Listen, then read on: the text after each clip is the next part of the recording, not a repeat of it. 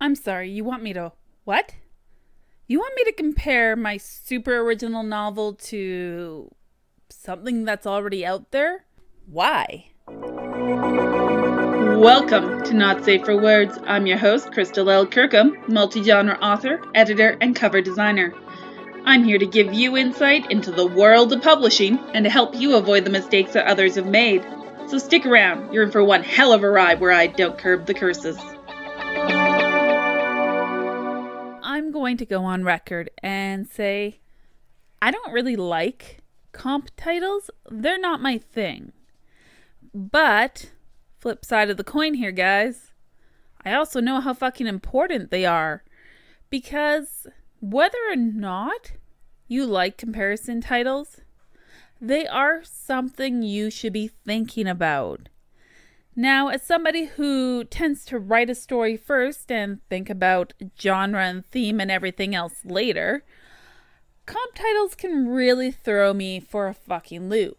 Especially the first time when I hadn't even heard of that term before. I had no idea what the fuck a comp title was. So I asked my writing friends and they told me, and they helped me try and find stuff as well. But none of them were published authors. None of them had really been through the querying process before. So they could only help me so much. When I did research, well, the information was useful, I guess, but nothing really gave me a great idea on how to find the right comparison title. Because a lot of info that you find when you're trying to figure out what makes a good comp title is it recent, like within the last 2, 3, 5 years? Is the title the same format? Is it the same genre? Will it have the same demographics? Is it a realistic comparison? And how successful has that book been? Which, they're great fucking questions, don't get me wrong. But when you don't know how to choose a comp title, these little facts aren't as helpful as a lot of these sites think. The moment my eyes were really opened when it came to comp titles was when I realized I wasn't actually comparing my entire story to somebody else's. I was comparing aspects of my story to other stories that are out there. Now, comp titles do serve a purpose, and that's one of the important things to remember when you're trying to find something. And as much as you hate them, there's a reason this exists. Like so many things in the business of writing, it all comes down to marketing. That is another word that a lot of authors hate, and something that we're going to spend a lot of time diving into eventually in this podcast. But today, it's comp titles. And what comp titles do is, for those who love them and want to see them in their queries, they're looking at whether or not you have knowledge of your genre and category. It's also going to give them an idea on whether or not it might actually be something up their alley.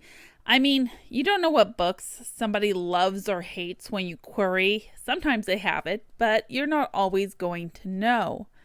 And of course, if they do have the books they love in their profile and you compare your story to something that they absolutely love, you better be damn fucking right on the nose with that. Otherwise, you're just screwing yourself over with a move like that. But I digress. It does give them an idea if it's something along the lines that they like. Like, that sounds like a book I think I was interested in, or a book that I've read, and I actually remember quite enjoying that. And of course, the marketing aspect, it does give them a good idea. It gets it into their head of whether or not they have a place for that book, whether or not they can market it effectively. Because no matter how good your writing is, if the person who is representing it can't market it effectively, you're never going to do that well. And that is something very, very important to keep in mind. So what is the best advice I can give you about trying to find the right comparison title is to remember that it's not about plot.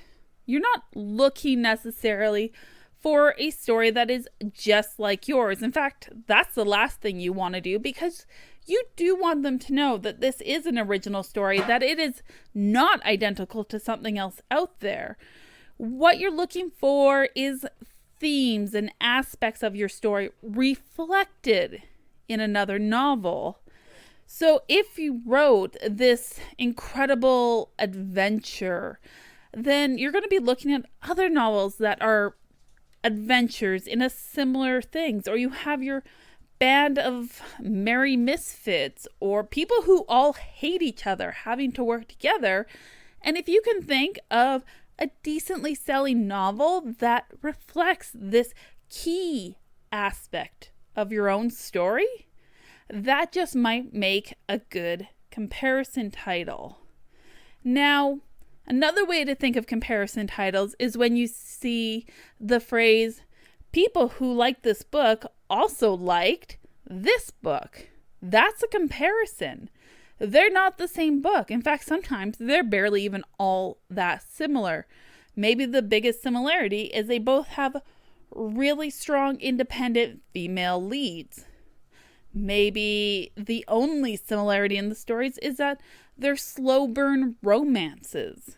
It doesn't really matter, but it's enough of a similarity that it does attract a certain kind of reader.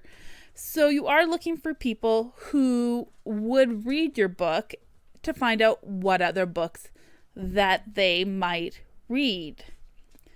And if you do use your early readers that we've talked about prior to this point, you can always ask them, hey, are there any books that you think this one is like? And what about my book reminds you of this other book? I mean, maybe it's a little cheating, but no matter what people say, the business of being a writer is not a solitary fucking activity. Sure, it seems all romantic, that lonely writer typing away alone late into the night, but that's not really what being an author is. Writing may often be a solitary activity. The business of being an author will never be a solitary thing. There will always be other people involved, and you need to learn to be able to utilize your connections and work with the people that are in your writing life to help you succeed as well. Because chances are, if they're involved with your writing life, they also want to see you succeed. So don't be afraid to ask them for help or go, this is what I need to do. Do you have any ideas on what might work? And comparison titles are one of those places where asking your early readers for help is a really damn good idea. So you can think of the strong, important aspects of your novel and find out what other stories out there have similar themes and aspects to their stories as well. And those are the things that you are going to compare. So when you're looking at your book, choose anywhere from 2 to 3, 4, or 5 major key elements of your story and see what other stories out there contain those elements as well that are absolutely critical to your story, that your story revolves around. That's all a comparison title is. And when we start thinking of it as trying to actually compare our book to somebody else's book, I think that's where a lot of us start to hate them. I mean, in my case, I hate them for that reason too, actually. Fuck, if I'm going to be honest. I hate them because that's how I used to think of them, and I can't get rid of that annoyance and frustration I still feel when I first had to find comparison titles. And I honestly don't want you to feel that way. I want you to be one of the people who learns to love them, who understands how they work and go, I fucking got this. And now is the point of this episode where we're going to give you a bit of advice that you might find to the contrary of a lot of the popular advice out there by comp titles. Now, you heard the questions I asked earlier that a lot of sites say about how new it has to be and how popular it should be, but never too popular. And the truth is, that's a very general guideline, because sometimes your book is better compared to something that is older than that.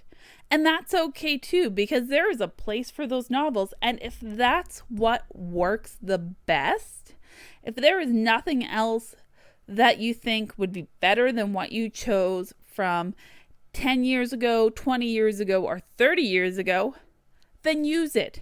Ignore what the rest of the sites say and do what works best for you and your novel. That is probably the most important piece of contrary advice I can give you. It doesn't have to be the way they say it is, but I would definitely advise against using the most popular novel of the time as your comparison, but that doesn't mean you shouldn't.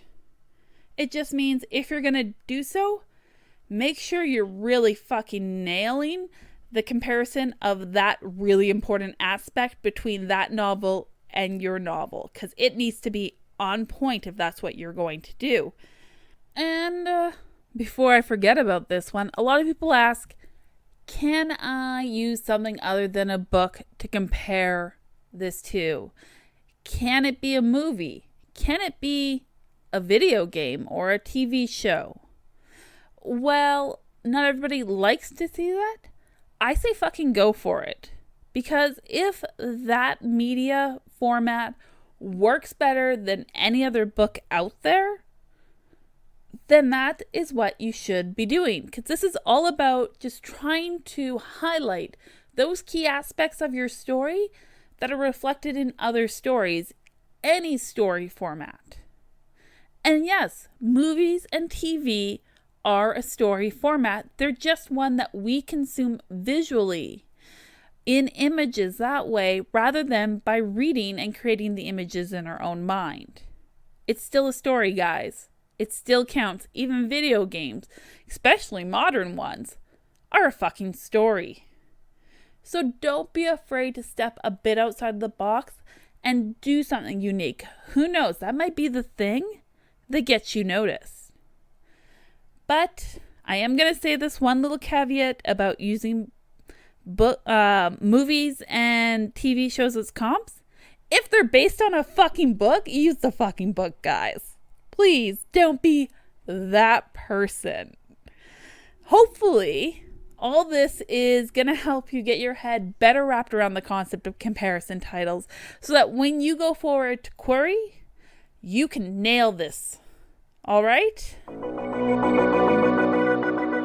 This has been another episode of Not Safe for Words. I hope you found some useful advice here today. If so, don't forget to hit that subscribe button so you can join me next time for more publishing and writing insights. Thanks for listening.